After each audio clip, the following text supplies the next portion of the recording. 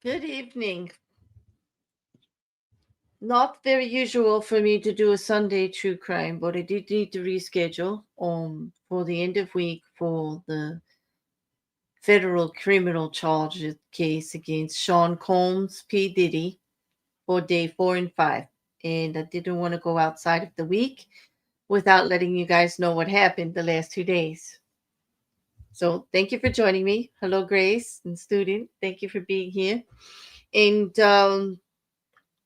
well, when I actually am covering this case, I'm focusing on the actual charges. And in the indictment, it it seems like I do need to do a reminder because of all the sensationalism about this case. Everybody gets into the freak offs and all the sensational and the abuse that Cassie Ventura suffered for years in her relationship with him, with Sean Combs. And that is going to be part of the testimony. The majority of the testimony for day 4 and 5 is the cross examination and the redirect. And we are going to talk about some of the details of that testimony. But what we're going to focus on is how that testimony actually relates to other testimony to prove the charges, which when we talk about RICO, which is the racketeering charge, that is the main charge for Sean Combs, there has to be coercion in other illegal activities, like the sex trafficking, in the illegal prostitution across state lines. That has to be proved in order for the RICO charge to take hold. The coercion, the enterprise, his whole network, they have to prove this affiliation of everybody working together for this goal. Okay. Um, that can't get lost in the mix, because when we're looking at it as to whether there's going to be a verdict of guilty or not guilty, and we're looking at it from what the jury is seeing, the jury has to look at the evidence and how it relates to the charges. It's a very emotional case when you get a domestic violence witness up there, someone who has suffered abuse, and they're telling their stories, and we get caught up in the emotion of all of it, and it's horrendous and it's horrible. But we have to remember that Sean Combs is not on trial for being a horrible person. Granted, he more than likely is a troubled individual, violent and nasty, and the things that happened to Cassie Ventura should never have happened. Okay, so I don't want you to think that I'm making light of what happened to her when I focus on actually what it means in the big picture. Because as sensationalized as it's been, and as dramatic as all the testimony has been, horrible, and it's going to be horrible to relay some of the things. They don't prove some of the charges. They lean towards it and they collaborated, but they are not being stated to prove it. Cassie Ventura is a witness to most of the illegal activities that Sean Combs did. And the main purpose of her testimony in general is to lay out those things that happened, to lay out that most of the coercion and the way people united with Sean Combs and he ordered people to do stuff happened during her relationship with him, happened around the violence and around the freak offs. Okay. Well, we also have to remember that she was in those freak offs and that she helped arrange those freak offs. And so that's going to be part of the testimony there, that we're going to hear the defense going hard on her with that. So really, the main focus for the prosecution was to prove that there was coercion there, that all of these horrific events were meant to keep her in control, and she actually ordered these freak offs and participated under duress of type, under duress of violence, under duress of manipulation, control of her career. Remember, she was a contracted artist to his record label before they started their relationship. And also that she was younger and he was older. That he was the only one with authority and power in the relationship from the start. So those were all key. And we talked about that on the first couple of days of trial that the prosecution had laid out. But now we need to talk about how the defense countered that, because it wasn't pleasant and it was very trying experience for Cassie up there on the stand. She was emotional. She had to relay during the first couple of days testimony that was horrendous in regards to the beatings. Okay. Now the prosecution made their points with the jury, but having her testify to that and say and were able to also show videos of it, the hotel video. They also showed images, which I didn't actually explain on my first review, that the prosecution actually showed her damaged face after one of the attacks, and Cassie had actually testified that Sean had bodyguards take her to a plastic surgeon. Okay. These events where Sean actually directs someone to do something with Cassie show the enterprise, show the organization that has to be proved exists in order for RICO to be established. You see where I'm going?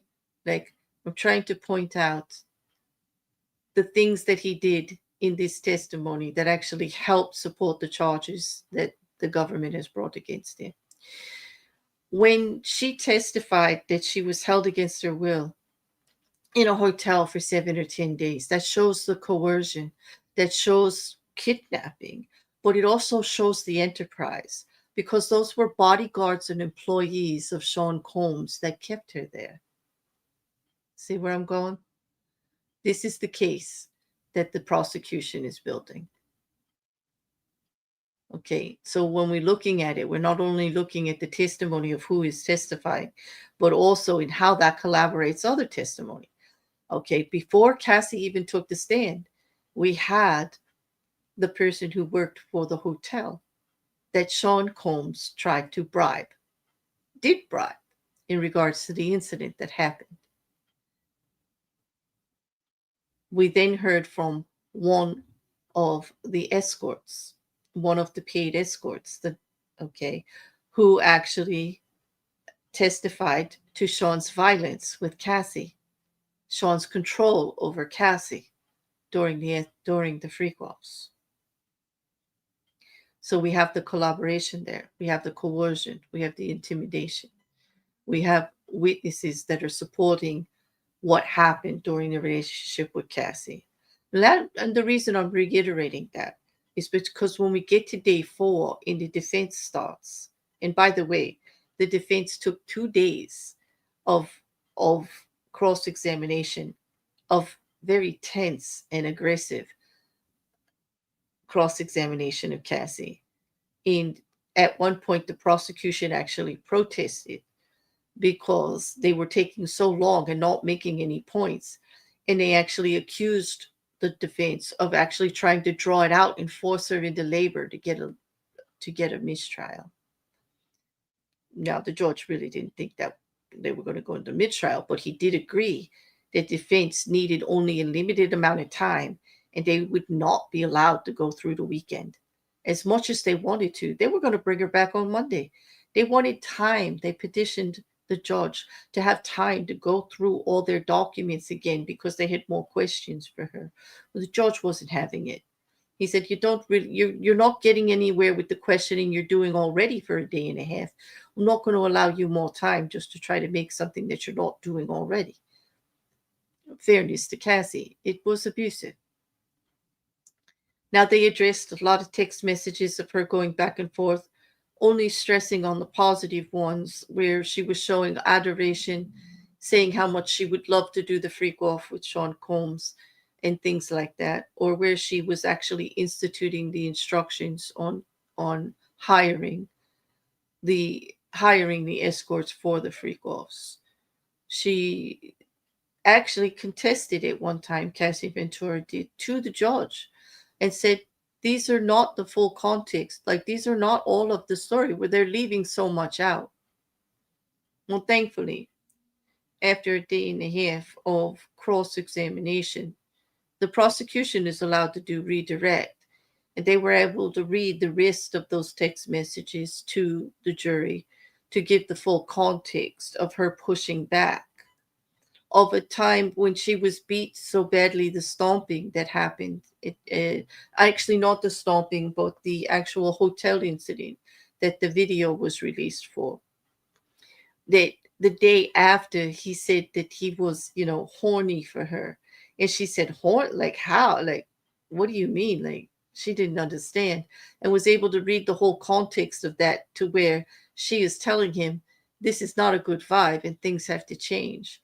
Like, she was pushing back because, of course, if they just went with what the cross examination did from the defense team, then all you would hear is that they were communicating and still in a relationship after that horrific violent event. They showed repeatedly after every violent event that they were still in contact, and that eventually things were still together in. But that doesn't mean coercion didn't exist. That doesn't mean the violence didn't happen. That doesn't mean that she was not threatened and feel threatened, because also they were able to show, and she was asked, why did you feel so threatened? And he said he would threaten her repeatedly with releasing the videos of the freak offs. Now, they also played a tape of her threatening someone who claimed to have taped her during a freak off, a man named Surridge. In it, she says very violently, like very aggressively, "Oh my God, am I in there?" And he says yes, and tells her what is happening. She says, "Tell me everything you saw," and he does it. She said, I will kill you. I will kill you for doing that, for taping it, for releasing it, right?" And so they're trying to use that against her, that she was violent. Well, when in the redirect, the prosecutors were able to come back and say, but was Sean Combs also upset that these were going to be released? And she said yes. And they said, well, when? And when she said, well, what do you mean when? And they said, well, was he at all? She said, yes, always. So of course she was upset that it was going to be released. She did. That shows that how much power Sean Combs had over her, also, of threatening that these freak offs would be released, that they would destroy her relationships with her family, they would destroy her career, they would destroy her completely. So it kind of backfired on the defense, because it was able to be turned around to show how much pressure she was under, how much she feared to be beat more, and for these videos to be released. You know, student, the way it looks, I don't think that Justin Bieber will be called. I see your question there. Justin Bieber is denying that anything ever happened. So if so, it would be a non-compliant witness. Like, he's not going to testify to anything. There's been no real talk about that over there. Okay. So after the day and a half of cross, and then the redirect by the prosecution, they were able to reestablish with the jury some of the context as to why Cassie was still with him after all of this time, and her actual participation in the freak offs, in how she helped to arrange some of them, and why she might have said complimentary things at certain times. But still, it's going to be a big thing for the jury to decide on credibility, on how involved that she is. Okay. On day 5, there was more collaborating evidence, because we heard from Dawn Richards, who was a member of the girl group that P. Diddy had put together. Okay. And she also was able to give testimony of being together with Cassie and another member of the girl group, while Cassie was making some breakfast for Sean Combs, and he came downstairs into the room violently and attacked Cassie, like, just aggressively, and there was an altercation. And the two of them had witnessed it. And after, he dragged her upstairs, Cassie upstairs, and they continued their argument and all upstairs. The very next day, Sean Combs went to where Dawn Richards and the other girl were staying and approached them in a meeting, bringing them flowers and all. But actually, she testified to a conversation that was quite intimidating and threatening, talking about how that was just something that happens between people in love, and it wasn't going to be to the benefit of anybody for it to be discussed, and that people that talk about these things have a tendency to disappear. Dawn Richards testified that she thought that meant that her life was threatened if he found out that she said anything about it. They also felt that their careers were in jeopardy. He managed the group, and he was clearly intimidating them to keep quiet. That's going to actually speak volumes to the jury in regards to the intimidation and illegal activities. This being done by Sean himself.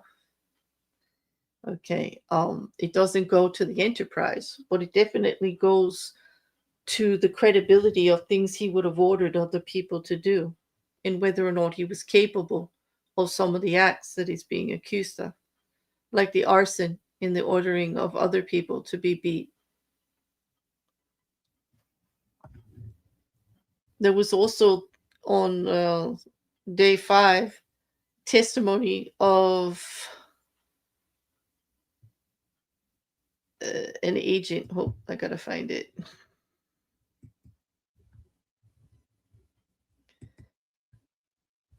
I'm trying to look for the agent's name. My apologies, everyone.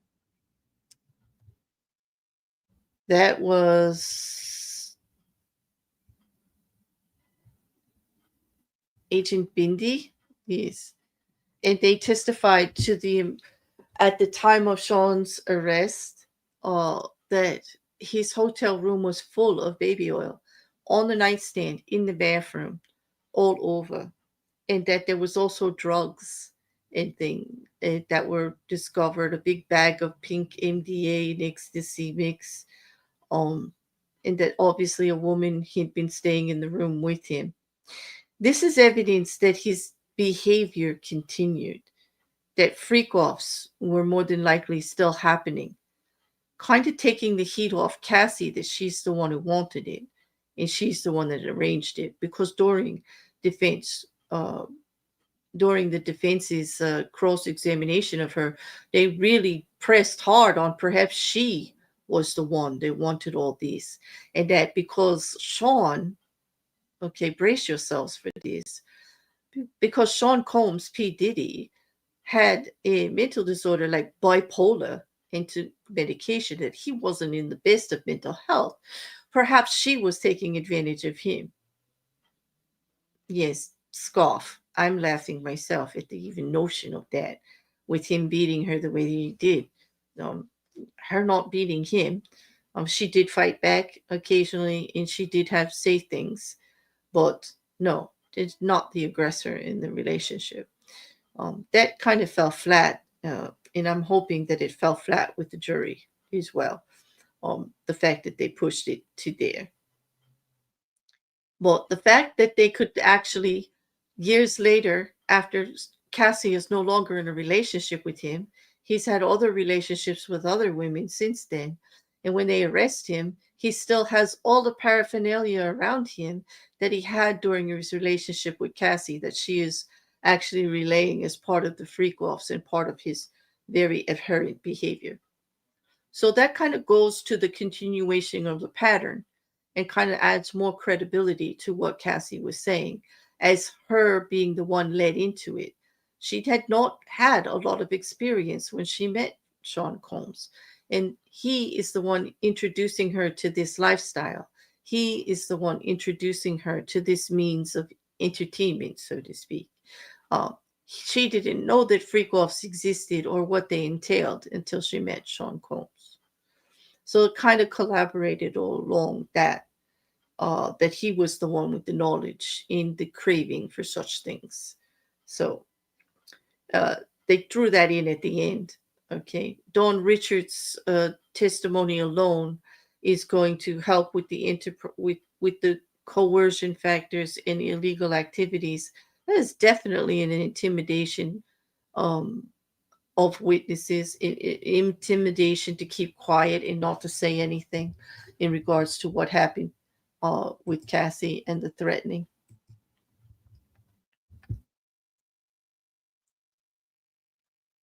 Mhm. I see some over at Twitch. Thank you very much. Hi, Jean. It's good to see you. Hi, Maggie. Tina, it's good to see you too. Thanks for putting up on the Twitch views, a couple of you that are joining over there. I appreciate it. Um, but in regards to the testimony, again, one of the main focuses that we have to do is to keep on how they are going to definitely shore up on the charges. And so far, it looks like the prosecution has done a pretty good job of knitting together some of that. Okay. Um, let me just get. Uh,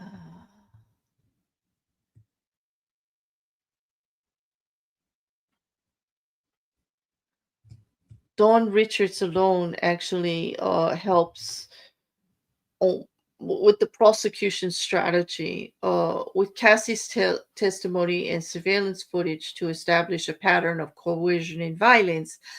Dawn Richards' account bolstered the racketeering charges by illustrating witness intimidation, even though it was done by Sean himself.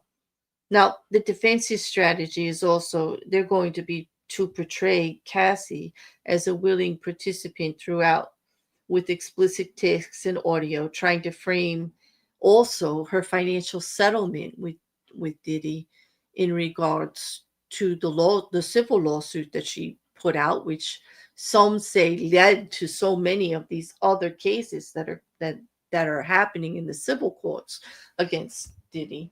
Although I don't believe that they actually caused an investigation into Diddy. I think it was there already because of the timing of how fast everything happened after the raids and etc. I'm sure something was in process, but it did secure a layout of what she knew and made her the primary witness in this case, and why the government would have procured her for the primary witness in this case. Now, the defense tried to portray that she actually did that to get the money because they needed the money, that her family was in financial distress and everything, but that could be easily disproved. Cassie Ventura is married to Alex Fine. Alex Fine was personal trainer of Cassie Ventura, even back then with Sean Combs when the freak offs were happening. They knew each other. Actually, in the trial, it came up that he had called her during one of the freak offs, but she did not answer. So they knew each other then. Well, they are married now. And when they say fitness trainer, everybody thinks that that's not like a really big job, but he's not just a fitness trainer. Okay. He is a fitness uh, trainer for movie industry. He is hired on movie sets to help. He makes over $500,000 a year easily. Their family was not in any kind of dire straits. They may not make the kind of money that P. Diddy makes, but they were not strapped and did not need Diddy's 20 million. Cassie Ventura said on the stand that she would trade that 20 million in a heartbeat if she had never done any of the freak offs, and she was able to gain her self-esteem and her self-worth back and get rid of the shame and humility and disgust with herself over things that had happened. She would trade it all. So that kind of stood well. She also received money from the hotel where the incident happened, of the beating, the video that was put around by CNN that they played in the beginning of the trial, and they keep referring back to as one of the harsher incidents and proof for the jury, visual proof. of his violence and how he treated her and what she was dealing. She received a settlement of $10 million from them.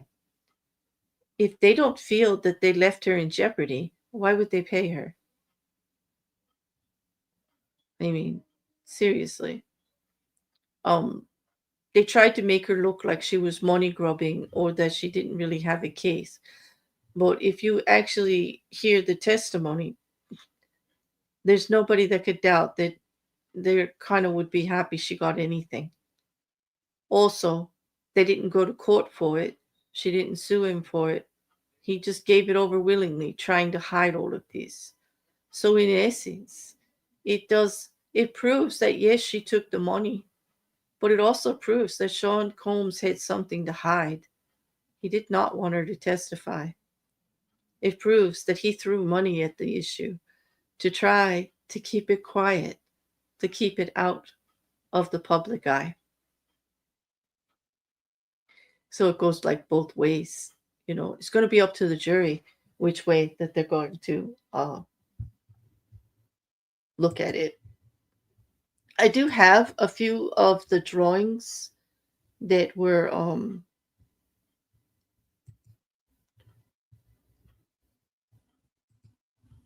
put out. This is from day 5.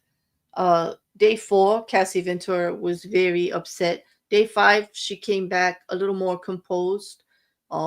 She cried a lot during the cross-examination, the pressure. She got a little stressed at times. She asked for a break. The prosecution by Teny Geragos was intense.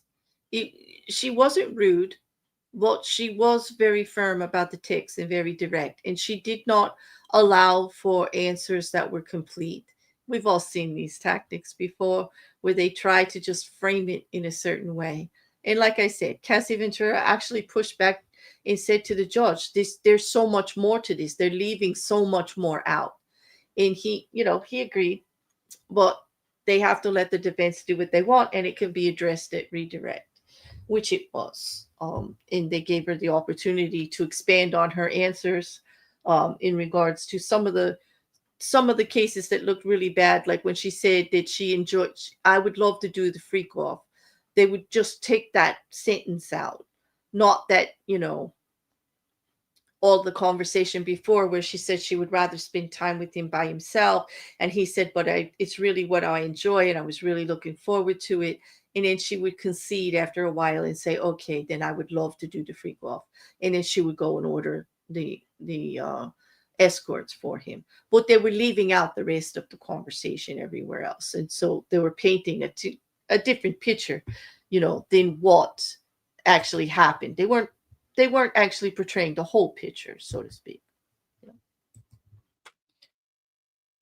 This was Cassie when she left, and she was very relieved, I think, to leave on trial on the 5th day. Now, she was excused from testimony that the cross-examination and the redirect were finished. However, she can be recalled by either side. Now, it is at the judge's discretion whether they can bring her back in. And it's going to depend on what they need to address. So for the defense, it would be if any new information comes up that they could impeach her on or challenge her on any of her testimony that she said already. And for the prosecution, it would be to add details to something that gets disclosed that she was witness to or that she could collaborate to that was not already addressed. She is 8 months pregnant and due to have her baby very soon. And the judge is very aware of this, and he's not going to take lightly to anybody bringing her back for anything other than a serious issue. Now, should the defense decide that there's an issue to impeach her on, or that she has to justify something in her previous testimony, and the judge denies it, well, that could be a bit of an appeal. But it is the judge's discretion. And sometimes, it'll go with the judge. Other judges don't like to overturn judges when they think that they're based on law. So unless the matter is extremely important to the case, I can't see the judge letting them bring her back. But we'll see. We'll see what happens, because this is a very fair-minded judge, and very considerate, and he's already very upset with some of the things that have been happening in his courtroom. And we'll get to that in a few minutes. But it was interesting, to say the least. I kind of like this judge. I do. Okay. This is a picture of Teny, a drawing of Teny Geragos addressing Cassie Ventura and the witnesses in cross, and they always make out that Sean Combs is looking so civilized in his like polo and his his sweater and his light shirt, like he's a college student or something. So different than the Sean Combs that we see in everything else, and how he represents himself. I mean, he's really just trying to look quite sedate. Okay, this is when Dawn Richards was on the stand. This is just a actual it is the interpretation of the artist. But she was pointing to, who are you saying that intimidated, who had that conversation and threatened your life? And she points at him. But he did not raise his hands like that in court. I mean, that would have been all over. I mean, it's just an interpretation of it from when Dawn Richards took the stand. This is actually a depiction of Marc Geragos, one of Sean Combs' lead attorneys. He was. This is from before the testimony on Monday. This is when they were doing jury deliberations, but we don't get to see many images of him anymore, since he's not in front of the camera every day like he was before the trial started. And this is our judge, Subramanian. In Judge Subramanian, at the end of trial, let me just pull it up. At the end of the trial on Friday, had reprimanded both the attorneys because of the text messages going back and forth. There were a lot of objections by the prosecution as that was going on, and they weren't sure which text messages they were putting into evidence, that they weren't putting in the full context of the conversation, and there was objections going back and forth, and the judge was getting really, really annoyed, and he expressed frustration over the disorganized presentation of evidence, noting that both legal teams contributed to confusion in the courtroom and for the jury. He emphasized the importance of clarity and efficiency to maintain the trial's integrity. Okay. He said that what they have to do is, from now on, evidence that's coming into trial needs to be presented in like a listing the night before by 7:00, especially the defense, because right now it's the case in chief for the prosecution, and all of their evidence is like numbered and ready, and they've already listed all of that. But if the defense has other evidence that they're going to use for their cross-examination, they need to have that up for everybody. They need to know about it the night before. They can't just willy-nilly bring it in, because that's what happened to cause all of the confusion during the cross-examination, with the prosecution in objecting and the defense wanting to enter evidence of other portions of text messaging that happened with Cassie Ventura and Sean Combs and others, like the audio with the man named Sergey, where she threatened that she would kill him if he released the video of her freak off. So they wanted actually more organized, more like in agreement with each other, all beforehand. And here's the important part: not in front of the jury. Now, many judges do this. Many judges get annoyed. This judge is not having it. He's like, he actually told the defense, if you do not provide that evidence by the night before, and the prosecution, if you're going to do anything like that, you bring stuff in, he said, then I won't admit it. I can not allow the evidence. If these are the rules of the court, this is what I'm telling you have to do.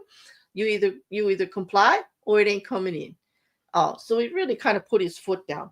He also admonished the defense for their inefficient and potentially dilatory cross-examination tactics with Cassie Ventura, that they were just delaying. He highlighted that the prolonged questioning, especially of a heavily pregnant witness like Ventura, could be perceived as an attempt to delay proceedings or cause undue stress for a mistrial. He actually called them out for their tactic, and that's why they did not allow them to go forward through the weekend and bring her back on Monday. He's like, wrap it up. You're getting nowhere. I'm not going to give you a weekend for you to reamp your case and decide what you're going to do, because that's what they asked for.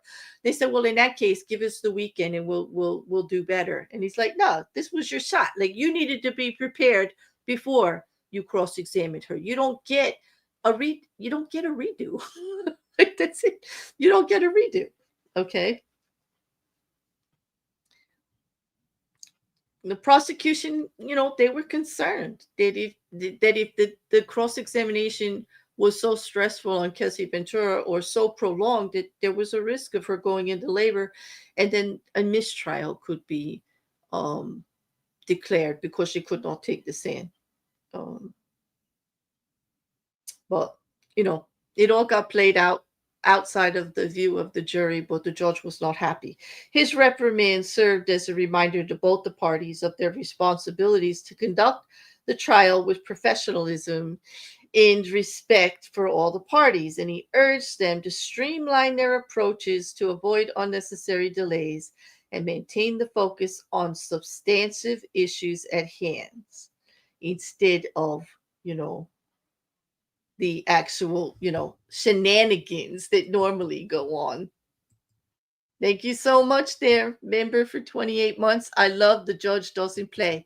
Me too. He is very, very serious. So, yeah, I think Mrs. Cassandra, welcome. I think that was their hope, to stress her out, to wear her down. They really did try to wear her down. But she was quite successful in her testimony. A horrible, horrible ordeal that it was. So now, I didn't. Hey, Maya, it's good to see you. I'm sorry I didn't see when you came in. Welcome. I hope you're well. Another part that I definitely want to address, and I said I wasn't going to go on the hard parts, and I'm not going to get everybody all emotional all involved into some of the horrific parts of the testimony. I really don't like to deal with the sensationalism, but I do want to talk about Mr. Alex Fine. This is Cassie Ventura and her husband. She's also very pregnant, very good looking couple, obviously. They've been together for a while. Like I said, they knew each other before. But he left trial every day, very upset, wouldn't talk to any stress. You could see like upset. He was tense on his face. I don't mean like upset, like angry, but you could see strain. He had to listen to this testimony with his wife for days, okay? And he had to listen to how the defense went after her and how upset she was getting and how she was trying to hold her composure in all of the horrific events, because we're not talking like one beating event or two beating event. There was multitudes of these aggressions towards her, always getting hit, beat, dragged. Multiple witnesses. They had video. They had the video to show. They had photographs of the result. The testimony of having to go to a plastic surgeon. The stomping incident in the car, to where she tried to get under a seat to get away from him and he's stomping her face. Horrific, okay? Absolutely horrific. And he's listening to this. He also had to listen to a non-consensual attack, a sexual attack with no consent. And as a husband, anyone that cares about anybody having to hear this happening to your partner or somebody you care about had to be very traumatic. But to speak to the character of this couple, not only do we feel that what Cassie Ventura is doing to address her past so that this doesn't happen anymore to other people is not only brave, but practically heroic, because she has to deal with her own demons. She's been going through therapy for years and years and years to actually sit on a stand and have to go over it all over again. It takes a certain kind of mettle and fortitude that not many of us can actually claim. I cannot put myself in her shoes. I don't know if I would have the strength to do what she is doing, to recover the way that she has. But she found her voice and she's using it to address the demon in the room, Sean Combs, and what happened. She was called out to task for it because she would not say she hated him. Because, like many of us, we're able to honor the love that may have existed before the bad things happened. There's a reason you were with somebody, whether you break up or bad things happen. There was a reason you were together in the first place. So she refused to acknowledge that she would hate him or anything like that. She said she has love for the past things. And I got to give her credit for that. That is an honest answer. It's a real answer. It's genuine, you know. It's genuine. It'd be wrong with all of this honest testimony that she gave to do anything else. But they tried to use it against her. But for me, it went the other way. I actually give her great credit. But after all of that, after Alex Fine, her husband, he's listened to all of this all week, he finally made a statement on Friday. It'll be the only statement that he makes because they're done with this. Unless she has to go back, like, this is it. This was the finish of this chapter. We can finally put all of this behind them. Cassie Ventura can walk away with her head held up high and just let it be now. She's done her part. And this is what Alex Fine had to say to the press. Over the past 5 days, the world has gotten to witness the strength and bravery of my wife freeing herself of her past. There have been speculation online surrounding how it must feel for me to sit there and listen to my wife's testimony. I have felt so many things sitting there. I have felt tremendous pride and overwhelming love for Cass. I have felt profound anger that she has been subjected to sitting in front of a person who tried to break her. So to him and all of those who helped him along the way, please know this. You did not break her spirit, nor her smile that lights up every room. You did not break the souls of a mother who gives the best hugs and plays the silliest games with our little girls. You did not break the woman who has made me a better man. I did not save Cassie, as some have said.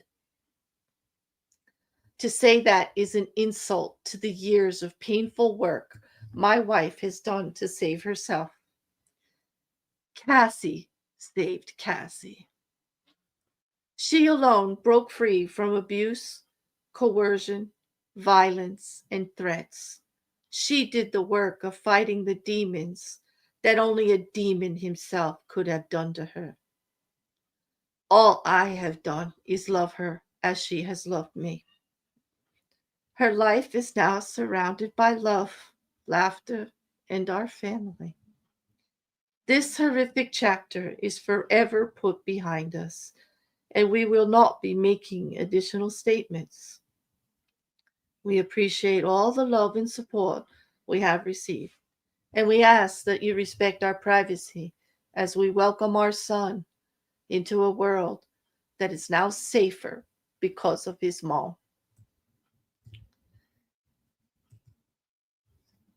That reminded me that there are always victims in these damn cases that we really have to stand behind.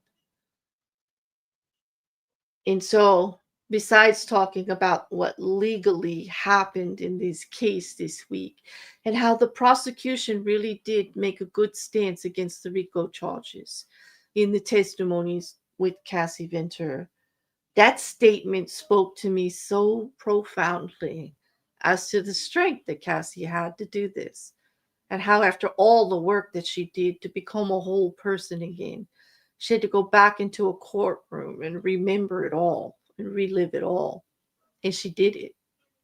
She did it because she doesn't want this to continue with anyone else. And that FBI agent, or actually the FBI agent along with the arrest, who testified as to what was found in the hotel room of Sean Combs, helped to prove that if Cassie didn't testify, it would still be going on. There would be more victims of intimidation, coercion, more victims drugged into submission or forced into these freak offs. Whether Sean Combs thinks that people are willingly doing this and that they like it. Well, if they did, then why is there a big bag of drugs there to coerce him? Why is there always alcohol? Why are you beating them? You know, there's a lot of delusion in this case. A lot of delusion on the side of the defense in Sean Combs.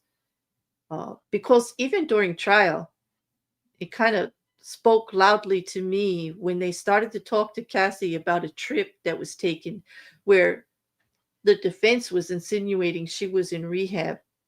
She needed to clarify that Sean was there too and that it was a spa and they were on a vacation, because Sean Combs actually misled his own defense team into when Cassie was actually in rehab. Now, she was at one time. She does admit that she had to be treated for opiates and all kinds of drugs that she took to stay in the relationship with Sean Combs. But it kind of, tickled me in my brain a little bit there, that I'm like, this man is not even being honest with his defense team. I wonder how that makes them feel. I know how that makes him look. He did the same thing in the bail hearings with the whole search of his cell with the binders that were supposedly said legal stuff, that in one photograph the words aren't there, but in another they are later. Like magic. It's not a very honorable man. And this is going to be a very difficult trial to go through, I can tell you that. But it's I think the worst of it is the testimony of Cassie Ventura. We think is going to be the worst of it. But we also heard from Dawn Richards, who she was just a singer in a band and witnessed something and now had to be in fear of her career and her life because she was threatened by Sean Combs. We're going to have many more witnesses like this coming forward. The judge doesn't seem to think that the trial's going to go on as long as they thought, because he's not going to let the defense do the Mirandering that they did, the willy-nilly stuff that they were doing in the cross of Cassie Ventura is not going to be. He's already put them on notice. They're going to have to get to the point, and they're going to have to be direct. It's true. It's true. There's going to be many more, but in this case, we have female victims, we have male victims, we have multiple victims. We have people that dated Cassie Ventura whose cars were blown up. I mean, we have threats and violence everywhere in this case, and we're going to hear more and more about the intimidation factors. And the reason that they're making a big point of that is those are absolutely necessary to prove this RICO, this enterprise. The more that they can bring in that other people did things like holding her in the hotel room, holding Cassie Ventura in the whole room under direction of Sean Combs, people that work for him. We're going to hear from people inside the enterprise too. I can almost guarantee it, the way that things are being laid out. We're going to hear even more about people being ordered to do things, because it's absolutely step one to prove in RICO that the enterprise exists, and the enterprise actually did illegal activity, and it was all under direction and owned by Sean Combs. And that's what's going to seal the deal. And I can guarantee they are not presenting this case because they don't think they're going to win. In doing some research, and I thank you again, Mr. Arnold, in the chat, 95% of the cases that the federal government brings, they win. They're not going after Sean Combs thinking that there's an iffy kind of deal. And from what I can see in the way they're laying out the case, not being a lawyer, but just even as if I was sitting on the jury, well, besides the credibility issue of Cassie because she was involved, every other witness was a bang for the prosecution, a nail in the coffin of Sean Combs, right from the start. Bribed the hotel personnel in regards to the video that they just saw where he beat the woman. Bribery is illegal, and they just saw him beat Cassie. That was a win, right? Then we get to one of the escorts who, also in a legal act, crossed straight lines for the prosecution. Text messages on everything being ordered between Cassie and Sean. He said that they both actually ordered it on different times, but he witnessed the intimidation of Cassie and the coercion of Cassie in that hotel room for the freak-off. Okay. He witnessed Cassie say, "I'm done. I don't want to do anymore." He witnessed what he perceived Sean to say, "You guys are going to get back in there and do it again." And that she didn't have a choice, that she was intimidated and coerced. Okay. So, like, they are taking very precise steps to proving this case, besides all of the sensational, you know. Thank goodness the judge cares about witnesses, unlike another case we're watching. Exactly, Maggie. She definitely was not going to have it. Was definitely not going to have it. Yep. By the time the feds bring a case, they have enough to seal the deal. They don't mess around. Exactly, Arnold. I mean, 95%, I was not expecting to see that as the percentage. That was impressive. That was actually impressive. And then when we got to the end of day 5 and we see like how they finish up with Cassie, and they go right to Dawn Ventura, who collaborates one of the incidences that she foretold and can actually add additional information as to intimidation and a threat, an actual death threat. I mean, those girls felt death threatened. And, oh, by the way, as a side note, I don't know if it'll come up in the trial, but the second girl who witnessed that is the one that he was actually talking to while he was in prison and came up in the bail hearing. So I'm not really speaking out of turn. This was all documented in the prosecution's case through why he can't get out of jail is because he offered her money and she withdrew her testimony. She's not going to be coming up on the stand. You know why? Because from jail. This is why they wouldn't even let him out, because if he could do that in jail, just imagine if he was out, what he would be doing to witnesses. This was when they accused him of talking on the phones of the other prisoners and, you know, using the unsecured lines and, you know, doing all of this stuff. All of this stuff that he did with, you know, while his defense attorneys are trying to get him out on bail, and he's sealing the deal that he's never going to see daylight because he cannot control himself.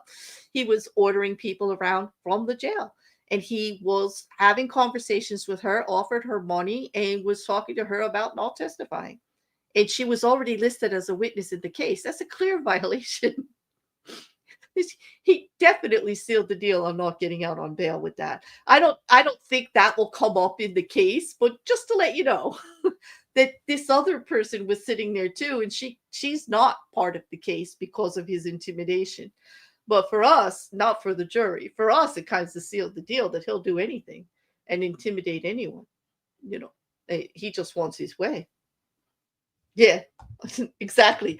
Let me out. I'm not a gangster. You're just after me because I'm a rich professional and you just can't stand it. But I'm not a gangster. Well, he acts like an absolute gangster in jail. He actually proves everything they're saying about him while he's in jail. And they actually have all the video and the audio of everything that he's doing. Like, you know, yeah, not a smart one either, if you ask me. Yeah. But anyway, so does anyone have any other questions? I mean, besides the sensationalism of what we hear about the testimony, in regards to the charges and all, I do have something for you. I wanted to give you, for those of you that like to read it, in case you have any questions in regards to the actual charges.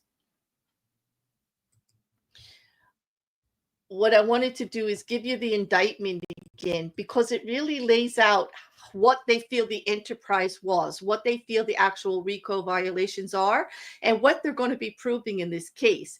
And it goes over, about the coercion, the intimidation. It goes over what the enterprise actually consists of, and why they're actually taking this route. Because, you would think, well, there's definitely evidence of abuse and assault and all this other stuff, but that would be almost impossible to prove when, then you got to get into the fact of consent and whether they were coerced or drugged. One thing in the favor of that statement is the fact that if you are inebriated or altered in any way, consent legally can't exist. You could say the words, but legally it can't exist. So, there's a lot of pushback by prosecution on that. But because of the statute of limitations, which actually exists for those types of cases, it's better to go to RICO, because RICO, you can go back 20, 30 years. There is no statute of limitations. All of the prior acts. It's used for, bringing down criminal mob organizations. So they go back years and years and years and years, and they use all of it to prove their case. It's a whole different set of rules, I think he still believes, but I'm Diddy is going to get him out of this. I don't think a man wearing that sweater and that collared shirt can call himself Diddy. Like, he's already broke if he's dressing like a preppy in court. Like, that's what I had to say about that. He's definitely no hair dye, completely gray, feeling every minute of his age. And he's got to be looking at a very bleak future at this point. I mean, if they don't prove all of it, they're going to prove most of it. I don't think he's going to get out, Mousy says, I'm a great guy, really, but I wonder now what really happened between Biggie and Tupac. It makes me question that stuff all over again. Mouse, now you're getting into my other case with Davies. Like, yes, you know how I feel about that. I actually do feel that he had a lot to do with that.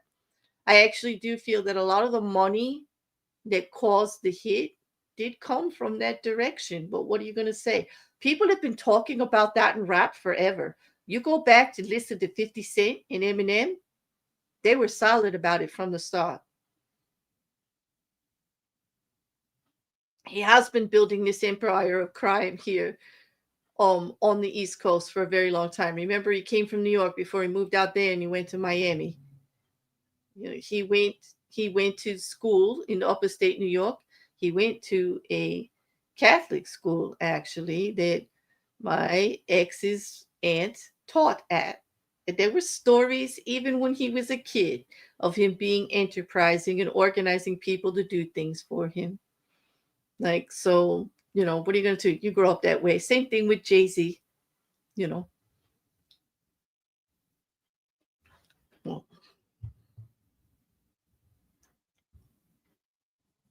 it does make me question all of that, but I don't want to get into the Davies case, which was delayed again, by the way. We were supposed to have a trial in July. Now I don't even know if we're going to have a trial at all. We're not having it in July, that's for sure, because now that he's talking after all this time of saying that he was in the car, like he was there, he was in the vehicle, this, that, and the other thing. Now, all of a sudden, he and his lawyer, and I'm talking about Davies, I'm talking about KPD, he's actually saying he was not even in the state at the time that this happened, that Tupac was shot.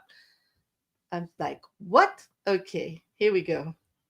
He was just lying the whole time to make money. Arnold says, when you see one cockroach, there are 99 hiding. I feel like that applies to Diddy and his crimes at this point. Exactly, because like the more we think we've heard it all, and then we keep hearing more and more, like more of this intimidation and all. It's incredible. The other thing that people are starting to focus on is the list of celebrities and people that may be involved and all. And I just want to remind everybody, that's the sensational part of the case. And I don't think it matters if it's a celebrity on that stand or not, on whether the prosecution is going to be able to prove this case. It's all about proving RICO in the enterprise, and we don't need any of those save your butt celebrities up there trying to do that. Like, it's not going to help unless they actually can prove coercion, extortion, can kidnapping, intimidation, any of them, any of the other cases that all their charges, those little inferences that have to be there to prove the RICO.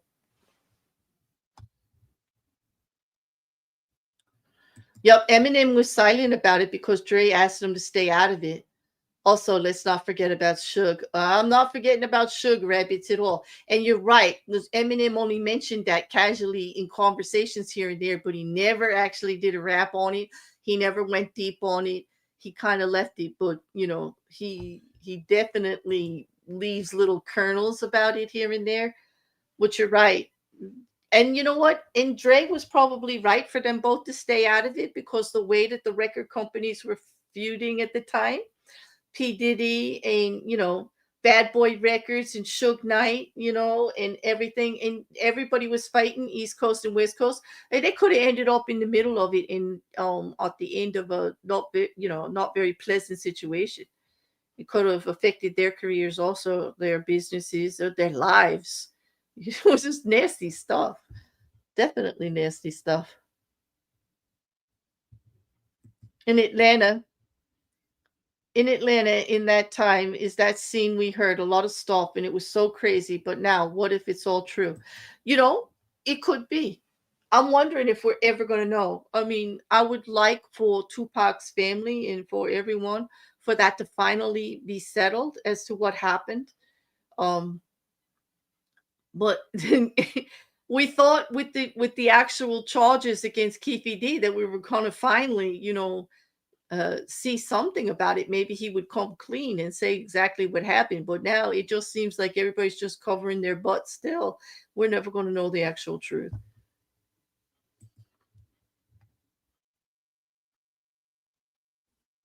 Hit 'em Up is the best diss track of all time.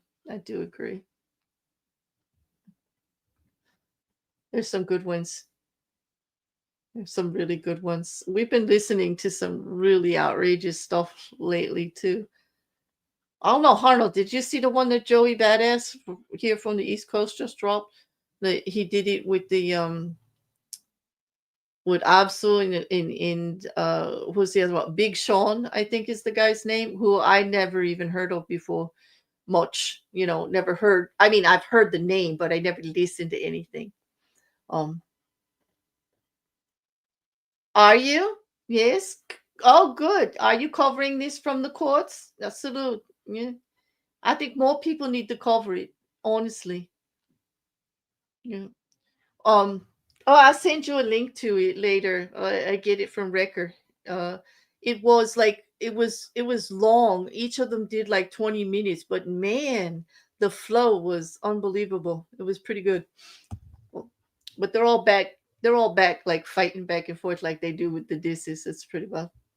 But Uda, that's is that how you say it? Uda on go. Thank you so much. I wish you well on your coverage also.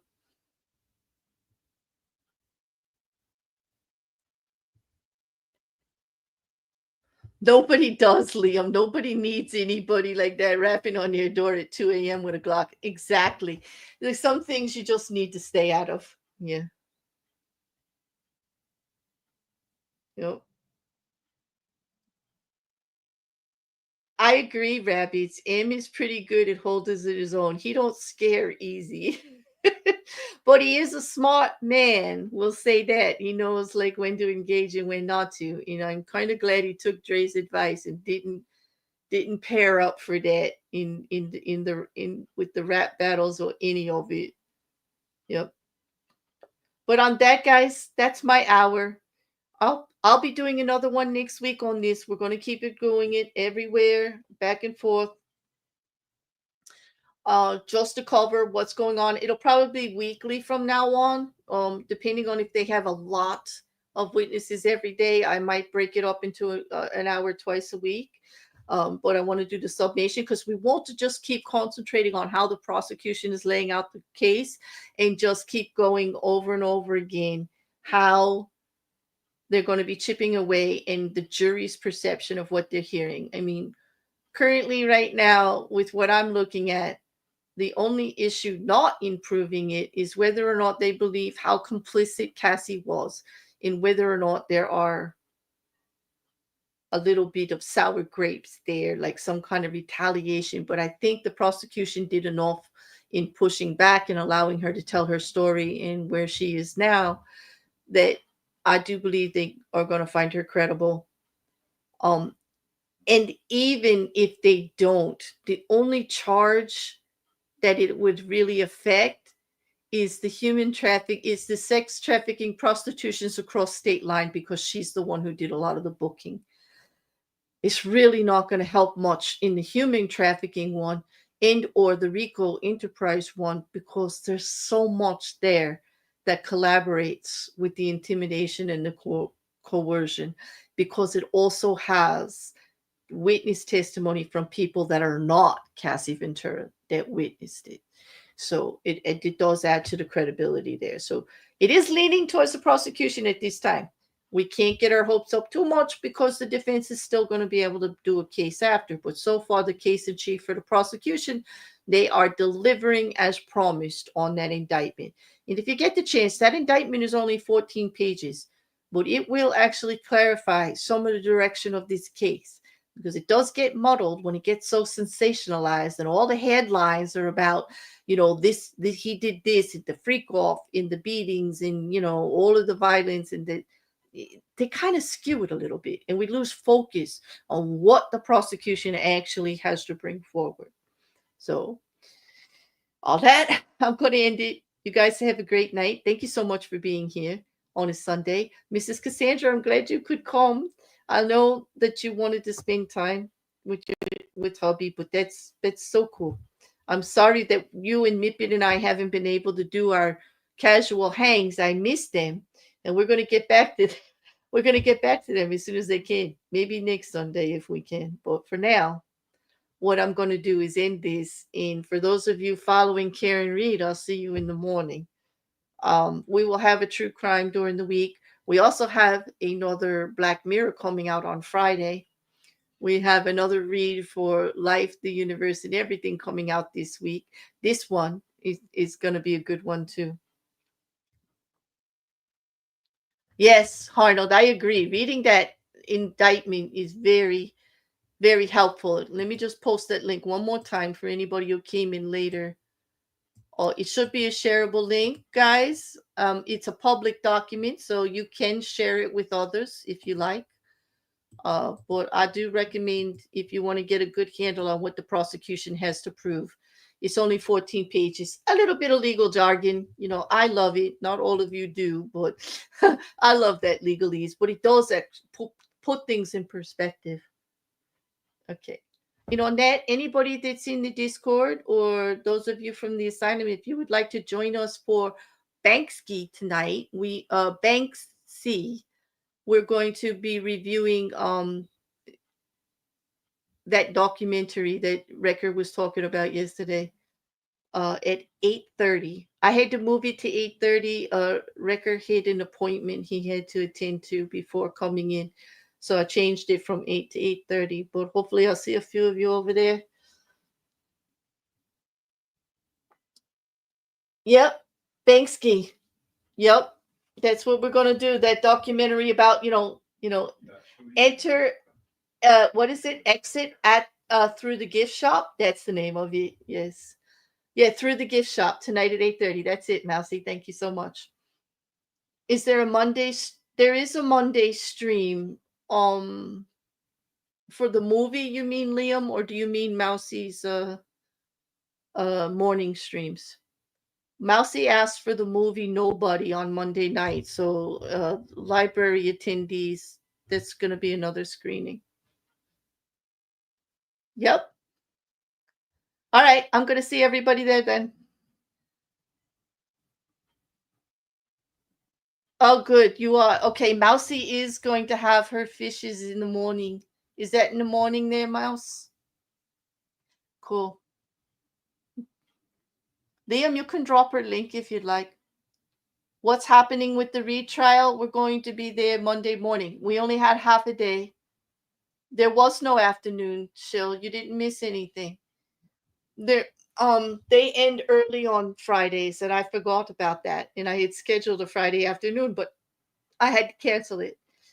They actually went through a little after lunch and ended. So I'll see everybody tomorrow morning. Thank you so much. Thank you, Maya. I haven't seen you in a while. It was good to see you in here. I hope you're doing well. Thank you, everybody, for showing up. And I will talk to you soon. Don't forget to like, share, and if you have questions at any time, put them on the back of the video. Please hit the comment section. Ask me questions, give me advice on what to change, how to improve things for you if you like, or whatever. Or even on this case or any other case that we're covering, or some that we're not. I'd love to hear from you. I like having it. I am doing good. I'm tired, Maya, but I'm doing well. It's been very busy lately. I hope the same for you. Okay. All right, everybody. Have a good night.